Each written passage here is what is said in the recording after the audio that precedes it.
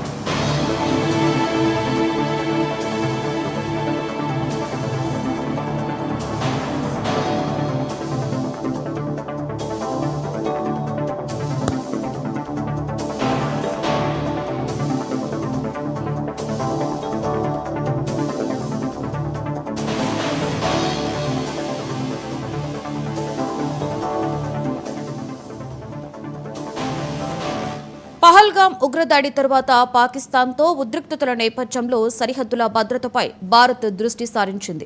బంగ్లాదేశ్ బోర్డర్లోని సున్నిత ప్రాంతాలలో పీఆర్ఎఫ్, ఎన్ఎఫ్ఆర్ బృందాలు బీఎస్ఎఫ్ సమన్వయంతో గస్తీ కాస్తున్నాయి. రైల్వే ఆస్తులను కాపాడడం, ప్రయాణికుల భద్రత, చొరబాట్లను అడ్డుకోవడమే లక్ష్యంగా ఈ చర్యలు తీసుకుంటున్నాయి. రైల్వే ట్రాక్లు, సిగ్నలింగ్ వ్యవస్థను క్షుణ్ణంగా తనిఖీ చేస్తున్నారు.